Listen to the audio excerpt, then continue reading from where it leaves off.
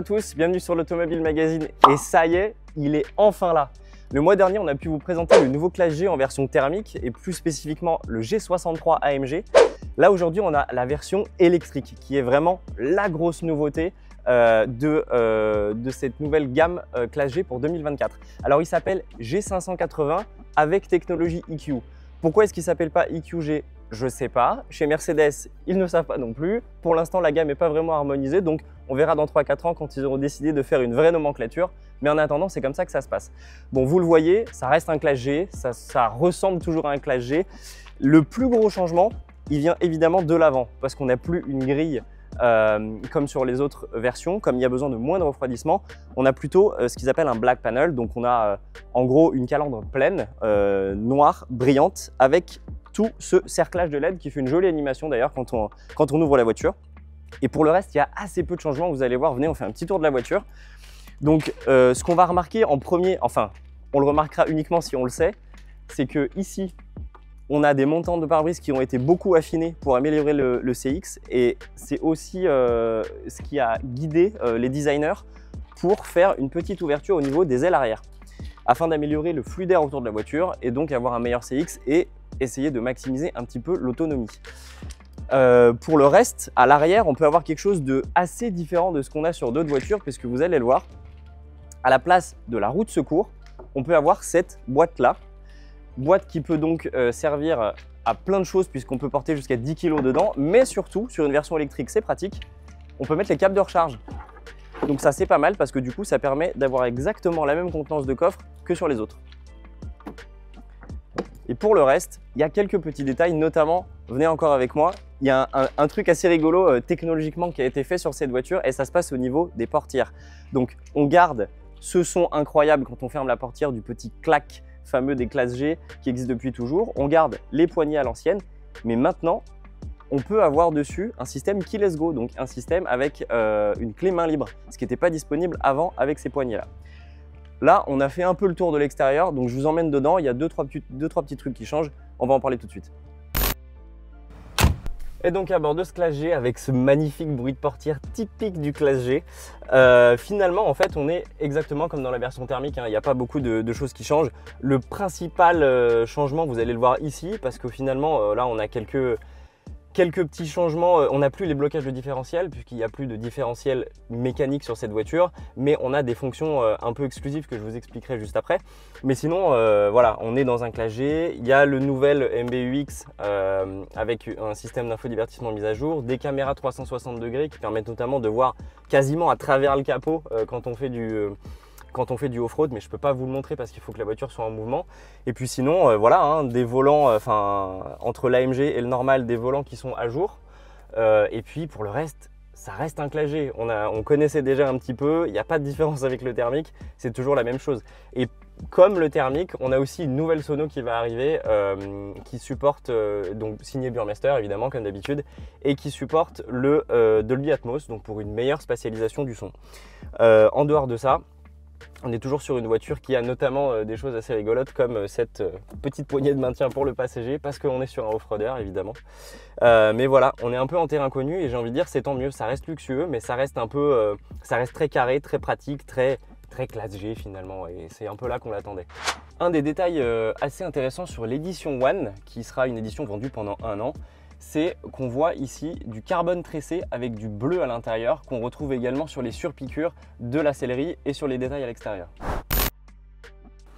Bon, vous l'avez vu, Shockel approved. Bon, pour la petite histoire, pour ceux qui ne savent pas, en fait c'est simplement le col de montagne sur lequel sont testés tous les classes G, pardon, et celui-là ne fait pas exception à la règle. Bon, si on parlait maintenant un peu de technique quand même. C'est une voiture électrique, il n'y a pas 2, il n'y a pas 3, mais il y a 4 moteurs. En fait, il y en a un par roue. Ça permet d'avoir 587 chevaux et 1164 Nm de couple, si je ne dis pas de bêtises. Le tout est bridé à 180 km/h, mais on peut quand même faire le 0 à 100 en 4,7 secondes, ce qui pour une voiture de 3085 kg, je vous laisse répéter ça dans votre tête, est assez démentiel, je trouve. Alors pourquoi Mercedes a fait ce choix-là? En fait, avoir 4 moteurs, ça permet donc de se passer de différentiel physique, mais par contre de pouvoir contrôler la puissance envoyée à chaque roue indépendamment. Donc on peut faire du torque vectoring, Donc on peut faire comme s'il y avait des différentiels et envoyer la puissance que à l'avant, que à l'arrière, qu'à droite ou qu'à gauche. Donc en fait ça permet une vraie versatilité et de garder une vraie, de vraies capacités en tout terrain. L'autre chose que ça permet, c'est des trucs un peu débiles et très drôles, comme par exemple quelque chose qui s'appelle le G-turn.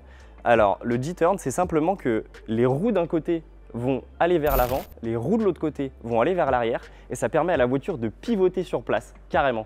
Donc en fait, il faut 4 secondes pour faire un tour complet et on peut faire 2 tours complets d'affilée avant que la voiture s'arrête pendant 8 secondes, histoire qu'on ne fasse pas vomir tous ses passagers. Mais sur un terrain meuble et où on n'a pas trop la place de faire demi-tour, je pense que c'est hyper utile. Sachez que sur ce G580 électrique, on a 116 kWh utiles de batterie. C'est monstrueux, ça fait partie des batteries avec les plus grandes capacités qu'on a aujourd'hui sur la production, en tout cas en Europe. Et surtout, toutes ces batteries, elles ont été logées au milieu du châssis échelle parce que oui, ce classe G électrique utilise le même châssis échelle que les autres classes G thermiques. Donc du coup, en fait, on a différentes strates, on a 3 couches de refroidissement et 2 couches de cellules de batterie qui sont logées donc en plein milieu de la voiture. Cherchez pas de coffre à l'avant, il n'y en a pas. Tout est utilisé pour le chargeur embarqué de 11 kW, etc. Mais en revanche, Mercedes a réussi à tout intégrer et à tout compacter dans une voiture qui finalement a 250 mm, donc 25 cm de garde au sol, ce qui est quasiment la même chose que le G thermique. Donc c'est pas mal. Et preuve que cette voiture peut également s'aventurer en off-road sans absolument aucun problème, c'est qu'on a jusqu'à 80 cm d'immersion sous l'eau. Donc la batterie a été testée pour être absolument complètement submersible, de même que les moteurs, etc. Et en fait, c'est comme si on avait de l'eau quasiment à hauteur des ailes. Sachant qu'un, c'est même pas 80, c'est 85 cm, pardon, excusez-moi. Sachant qu'un classe G classique, lui, il se limite à 70 cm. Donc c'est quand même hyper impressionnant, je trouve, pour une voiture comme ça. Dernière chose, donc les moteurs sont au milieu sur chaque essieu à l'arrière et après on a une boîte de vitesse, on a une vraie réduction de vitesse mécanique, ce qui permet d'avoir une gamme courte et de moins faire chauffer les moteurs quand on utilise la voiture dans des conditions vraiment extrêmes. Donc comme quoi Mercedes a vraiment tout fait sur cette voiture pour que ça reste un vrai classe G, mais avec un peu de technologie électrique. Voilà, bon, il ne faudra pas s'attendre à des miracles côté autonomie, évidemment. On est sur 470 km annoncés en WLTP. C'est pas monstrueux, surtout pour 116 kWh utiles, c'est assez incroyable. Mais ça reste quand même, je pense, un tour de force technologique. Il y a beaucoup de solutions techniques sur cette voiture qui sont assez intéressantes et qu'on a hâte d'essayer en vrai, dans la vraie vie. Voilà, on a fait le tour de ce nouveau classe G électrique, le G580 avec technologie EQ. Bon, vous pouvez le voir, je suis assis dans le coffre et j'ai l'air un peu d'un nain parce que c'est une très grosse voiture et que je ne mesure qu'1 m 73. Mais en tout cas, moi ça m'a rendu assez enthousiaste. Je suis assez bluffé par ce qu'a fait Mercedes technologiquement parlant. J'ai hâte d'essayer ça parce que c'est facile de lire une fiche technique, mais ça l'est moins de transposer ça dans la réalité. En tout cas, j'espère que cette vidéo vous a plu. N'hésitez pas à nous dire en commentaire ce que vous pensez de ce classe G électrique. Si c'est quelque chose qui vous intéresse, si pour vous il n'y a que le G63 AMG qui de toute façon représente en France à peu près 80% des ventes je crois de classe G. En tout cas, je crois qu'il y a eu beaucoup de boulot, je crois que c'est pas mal et on a hâte de voir ce que ça donne. Sachez qu'il arrivera donc normalement à la commande dès fin avril, début mai et les premières livraisons clients, elles auront lieu pour leur part aux environs de l'été, peut-être de la rentrée, mais voilà, à ce niveau-là. En tout cas, c'est un vrai classe G, c'est carré, ça fait du bruit, enfin pas en roulant, mais les portes font toujours le même bon bruit du classe G. Et nous, on trouve ça plutôt pas mal. Donc dites-nous ce que vous en pensez et on se voit bientôt pour la prochaine vidéo. Salut!